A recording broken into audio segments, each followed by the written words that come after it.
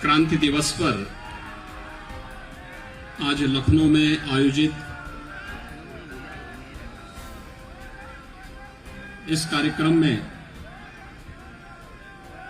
केंद्रीय मंत्री माननीय श्री संजीव बालियान जी, प्रदेश सरकार में मेरे सहयोगी मंत्रीगण डॉक्टर सोमेंद्र तोमर जी, श्री दिनेश खटीक जी, माननीय सांसद श्री राजेंद्र अग्रवाल जी, सत्यपाल सिंह जी, विजयपाल सिंह तोमर जी, माननीय विधायक श्री अमित अग्रवाल जी, श्रीमती सरोजिनी अग्रवाल जी, धर्मेंद्र भारद्वाज जी, चौधरी वीरेंद्र सिंह जी, जिला पंचायत के अध्यक्ष श्री गौरव चौधरी जी,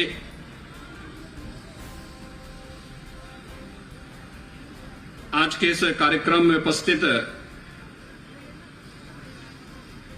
भारतीय जनता पार्टी के क्षेत्रीय अध्यक्ष श्री मोहित बेनीवाल जी, प्रदेश के पूर्व अध्यक्ष डॉक्टर लक्ष्मीकांत वाजपेयी जी,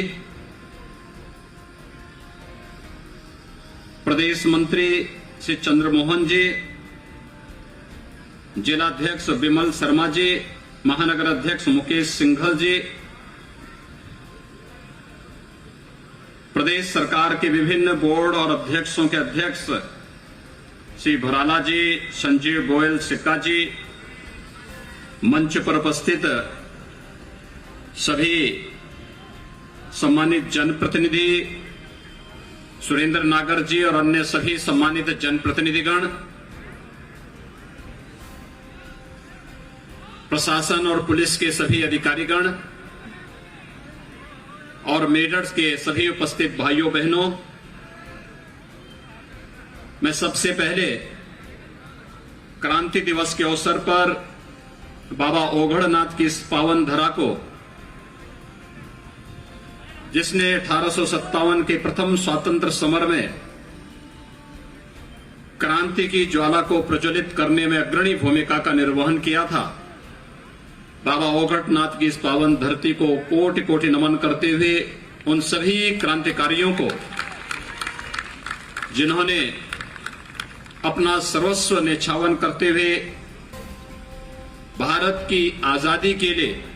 ब्रितानी हुकूमत को उखाड़ने के लिए अपना बलिदान दिया,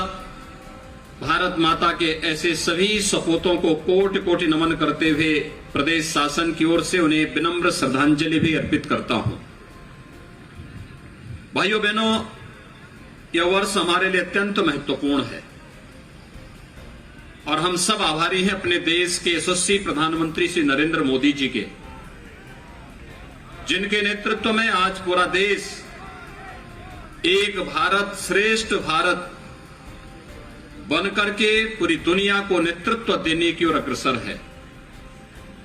और यह वर्ष हमारे लिए अत्यंत महत्वपूर्ण है क्योंकि यह देश, हमारा देश आजादी का अमृत महोत्सव मना रहा है। अमृत महोत्सव में इस क्रांति की धरा का महत्व और भी बढ़ जाता है। याद करिए, आज से 75 वर्ष पूर्व देश जब आजाद हुआ था, उस आजादी के 90 वर्ष पहले बैरकपुर में जो क्रांति की लौ प्रज्वलित हुई थी, मेरठ ने कोतवाल धन सिंह गुर्जर के नेतृत्व में उसे एक नई ऊंचाई तक पहुंचाने का कार्य किया था। शहीद मंगल पांडे ने जो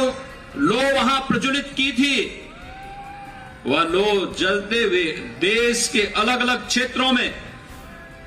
कहीं मंगल पांडे उसको नेतृत्व दे रहे हैं, कहीं शहीद बंधु सिंह उन्हें नेतृत्व दे रहे हैं, कहीं झांसी की रानी लक्ष्मीबाई उसे नेतृत्व दे रही थी, कहीं पर नाना साहब और कहीं त्याता टोपे उसे नेतृत्व दे रहे थे, और कहीं कोतवाल धन सिंह गुर्जर के नेतृत्व में लड़ाई आगे बढ़ते हुए दिल्ली तक चढ़ती है। और यह पहली देश के स्वतंत्रता की पहली लड़ाई है जिसमें पूरा देश जाति, मत, मजहब, क्षेत्र, भाषा, इन सब से ऊपर उठ करके भारत की स्वाधीनता के लिए एकजुट होकर के तो एक रोटी और कमल को चिन्ह मान करके, आदर्श मान करके इस लड़ाई को लड़ रहा था।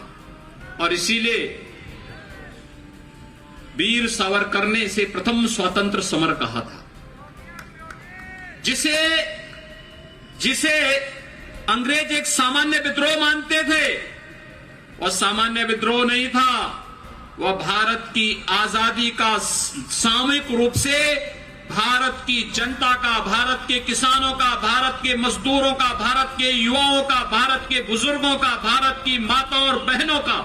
सामूहिक प्रयास प्रथम स्वतंत्र समर के रूप में हम सबके सामने था। और इसलिए 1857 का प्रथम स्वतंत्र समर में जो क्रांति की लो फूटी थी, वह गांव गांव में जाकर के एक एक नागरिक के मन में देश की स्वाधीनता के बारे में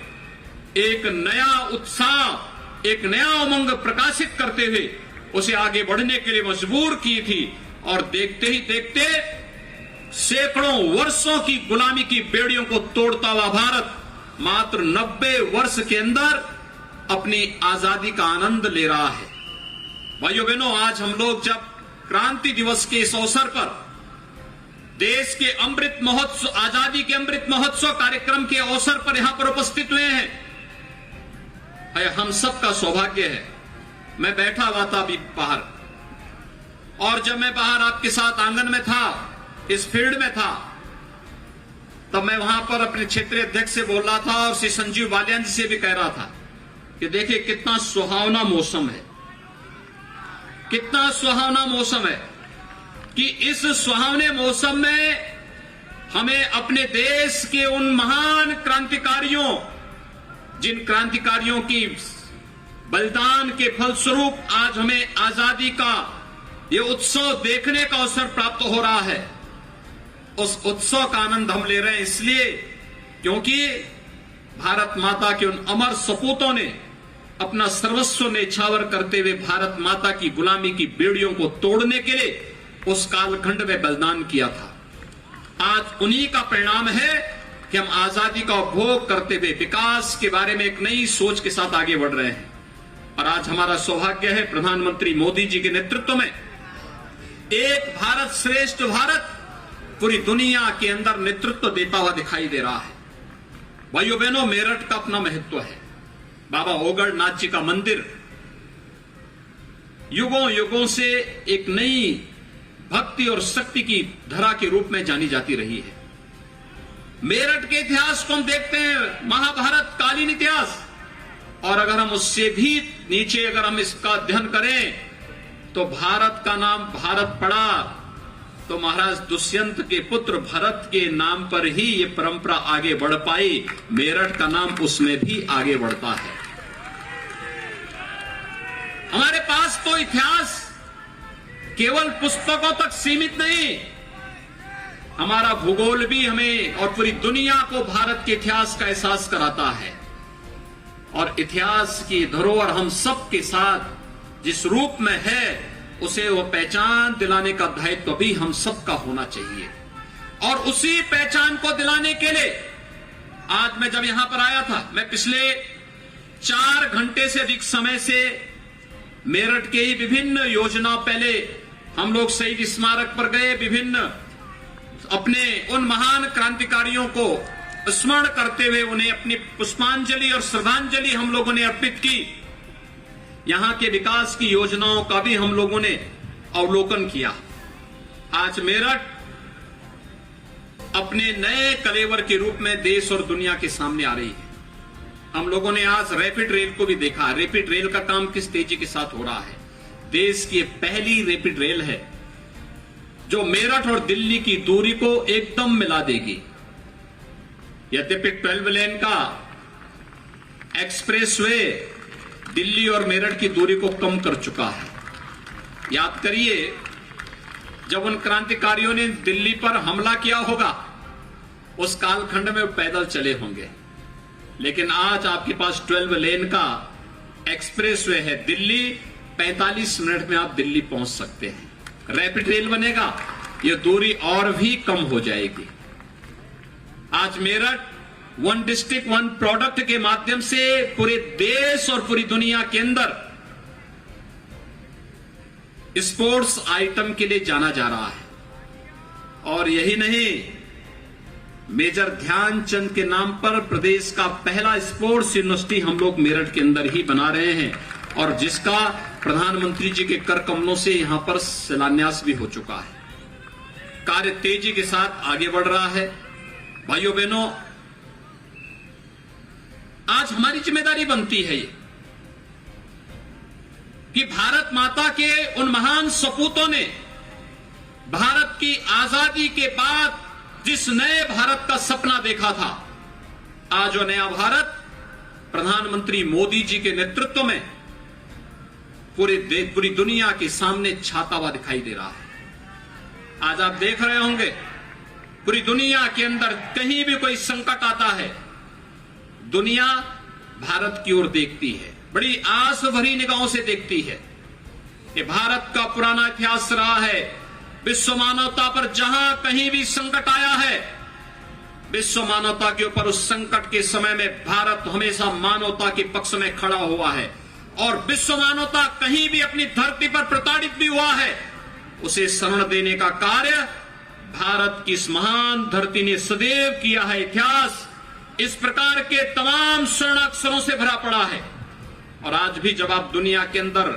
रूस और यूक्रेन के युद्ध को देख रहे होंगे, दुनिया तब भारत के प्रधानमंत्री जी की तरफ देखती है कि भारत के प्रधानमंत्री जी किस रूप में उसको नेतृत्व देते हुए दुनिया के अंदर शांति की बात करते हुए पूरी दुनिया को कह रहे हैं कि हम इस प्रकार के युद्धों से कोई परिणाम नहीं आने वाला है, शांति के मार्ग पर ही विश्व मानवता के कल्याण का मार्ग प्रशस्त किया जा सकता है। और प्रधानमंत्री मोदी जी की इस वचन को आज पूरी दुनिया अंगीकार करते हुए दिखाई दे रही है। भाइयों बहनों, हमें इस नए भारत के साथ मिलकर के आगे बढ़ना है। एक ऐसा भारत जिसमें जाति, मत, मजहब, क्षेत्र और भाषा के आधार पर किसी के साथ कोई भेदभाव न हो।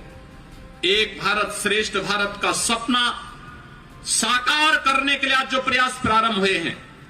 उसका मूल मंत्र है सबका साथ सबका विकास। सबका साथ सबका विकास का यही भाव ही है जो आज उत्तर प्रदेश के अंदर प्रत्येक नागरिक के कार्यों के माध्यम से, कृतित्व के माध्यम से आज देखने को मिल रहा है। आपने देखा होगा उत्तर प्रदेश, जिस उत्तर प्रदेश में लोग विकास के बारे में सोचते थे कि उत्तर प्रदेश विकास के मार्ग में बाधक है, एक बैरियर माना जाता था। देश के विकास का सबसे बड़ा बैरियर जिस उत्तर प्रदेश को समझा जाता था, आज उत्तर प्रदेश प्रधानमंत्री मोदी जी के मार्गदर्शन में, उनके नेतृत्व में विकास की नित नई ऊंचाइयों को आगे बढ़ता हुआ दिखाई दे रहा है। मेरठ की कनेक्टिविटी के बारे में 12 लेन का एक्सप्रेस वे तो बताया, रैपिड रेल का ही बताया, गंगा एक्सप्रेस वे भी आपकी पूरब की दूरी को कम करता हुआ दिखाई दे रहा है। एयर कनेक्टिविटी के साथ जुड़ता हुआ यह क्षेत्र, जेवर airport, film city, medical device park,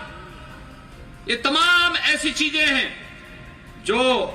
इस पश्चिमी उत्तर प्रदेश के विकास को पूर्वी उत्तर प्रदेश के साथ जोड़ते हुए देश के अंदर अग्रणी भूमिका के रूप में इस क्षेत्र को एक बार फिर से नेतृत्व की दिशा में आगे बढ़ा रहा है। तो भाइयों बहनों, हमें उस हर एक क्षेत्र में कार्य करना है जो आज की आवश्यकता बन चुकी है। जन आस्था का सम्मान करते हुए भी कैसे हम आपसी सम्मान और सौहार्द के साथ कार्यक्रम कर सकते हैं, उत्तर प्रदेश ने देश को दिखाया है भी। रामनवमी का आयोजन शांतिपूर्ण तरीके से, 25 करोड़ की आबादी शांतिपूर्ण तरीके से, सम्मानजनक ढंग से इस आयोजन को मना सकती है। यह उत्तर प्रदेश ने दुनिया के सामने, देश के सामने उदाहरण प्रस्तुत किया। हनुमत जयंती के कार्यक्रम शांतिपूर्ण तरीके से हो सकते हैं, उत्तर प्रदेश ने एक नजीर प्रस्तुत की, और अनावश्यक माइक भी हट सकते हैं और उसके माध्यम से होने वाले शोरगुल को भी हम मिलकर के संवाद के माध्यम से दूर कर सकते हैं। उत्तर प्रदेश ने एक नया नमूना प्रस्तुत किया है। और उत्तर प्रदेश ही है संवाद के माध्यम से अलविदा की नमाज सड़कों पर नहीं होगी बल्कि अपनी इबादत गांवों में ही होगी। यह भी उत्तर प्रदेश ने करके दिखाया है। पर्व और त्योहार शांतिपूर्ण तरीके से मनाए जाएंगे। हमारी आस्था का सम्मान सरकार करेगी, सरकार सुविधाएं देंगी, लेकिन हम सामान्य नागरिक के आवागमन को बाधित नहीं होने देंगे। यह भी संकल्प उत्तर प्रदेश की 25 करोड़ जनता का, नए भारत के नए उत्तर प्रदेश की एक नई कहानी को लिख रहा है कि उत्तर प्रदेश विकास की इस प्रक्रिया के साथ तेजी के साथ उभरती हुई एक नई अर्थव्यवस्था के रूप में अपना स्थान बनाएगा। और भारत माता के उन महान सपूतों को जो सपना देखा था शहीद मंगल पांडे ने, जो सपना देखा था कोतवाल धन सिंह गुर्जर ने, जो सपना देखा था झांसी की रानी लक्ष्मीबाई ने, जो सपना देखा था नाना साहब ने, जो सपना देखा था त्यात्या टोपे ने, जो सपना देखा था शहीद बंधु सिंह ने, जो सपना देखा था भारत माता के उन महान सपूतों ने जिन्होंने अपना सर्वस्व न्यौछावर करते हुए भारत माता की आजादी के लिए, भारत की गुलामी की बेड़ियों को तोड़ने के लिए उस समय अपने आप को भारत माता के प्रति समर्पित किया था। आज हम सबकी आवश्यकता है कि हम सब मिलकर के प्रधानमंत्री मोदी जी के नेतृत्व में एक भारत श्रेष्ठ भारत की इस परिकल्पना में हर भारतीय मिलकर के प्रधानमंत्री मोदी जी के स्वर में स्वर मिलाकर के कार्य करता हुआ जब दिखाई देगा तो भाइयों बहनों, भारत दुनिया में सबसे बड़ी अर्थव्यवस्था के साथ साथ दुनिया को नेतृत्व देता हुआ दिखाई देगा। और आज पूरी दुनिया बड़ी आस भरी निगाहों से भारत को देख रहा है। और इसीलिए प्रधानमंत्री मोदी जी ने आजादी के अमृत महोत्सव को अगले 25 वर्षों के लिए अमृत काल के रूप में भारत की जनता को कहा है कि अमृत काल के महत्व को हमें समझना होगा। जो व्यक्ति जिस क्षेत्र में है वह व्यक्ति अपनी जिम्मेदारियों का ईमानदारी पूर्वक निर्वहन कर रहा है, तो मतलब वह देश की आजादी के अमृत काल के उत्सव का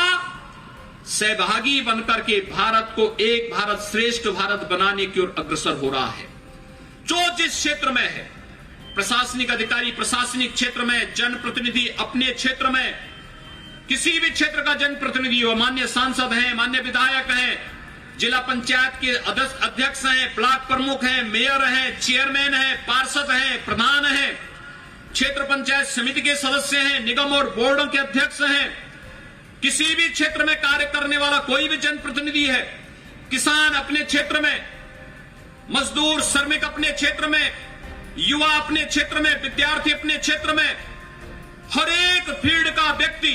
अगर अपनी अपनी जिम्मेदारियों का ईमानदारी पूर्वक निर्वहन करता है तो अमृत काल में भारत माता के प्रति उसकी सबसे बड़ी सेवा होगी। और यही संकल्प तो प्रधानमंत्री मोदी जी ने हम सबको दिलाया है कि अमृत काल के इन 25 वर्षों के कालखंड में हमें इतना कुछ कर देना है। 25 वर्ष का एक कार्यकाल एक नई पीढ़ी को एक नए युग के रूप में परिवर्तित करने का कार्यकाल होगा, एक नए भारत का कार्यकाल होगा। और वह भारत का कार्यकाल जब हम आजादी के शताब्दी महोत्सव को मना रहे होंगे, 100 साल देश की आजादी के हो रहे होंगे, तब उस समय की हमारी पीढ़ी कह सकती है कि हम एक ऐसे भारत के नागरिक हैं जो दुनिया को नेतृत्व दे रहा है, जिसके सामने दुनिया नतमस्तक है। और मुझे लगता है भारत की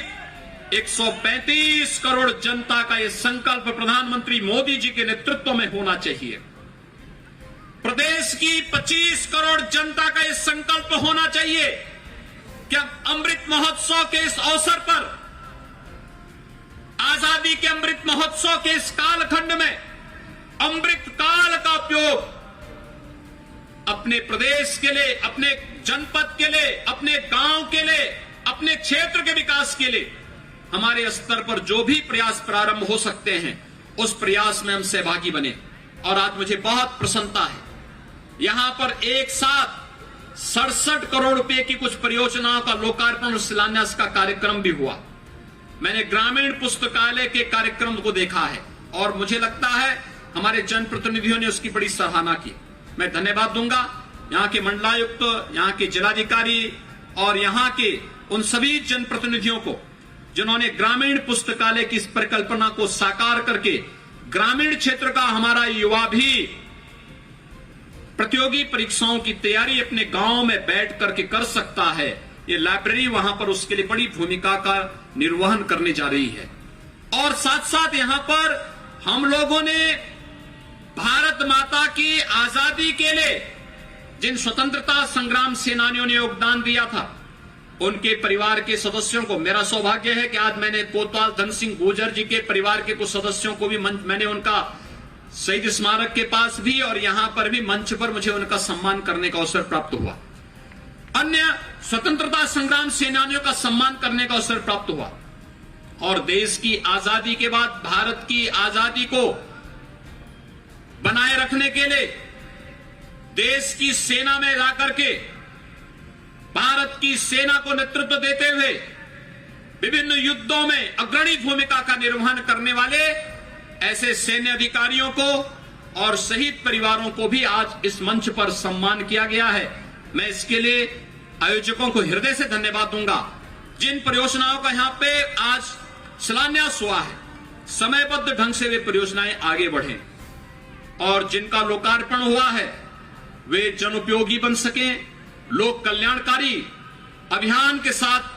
केंद्र और राज्य सरकार की योजनाओं को जन जन तक पहुंचाने में अपना योगदान दे सकें, ये हम सबका संकल्प होना चाहिए। मेरठ की क्रांति की ये धरा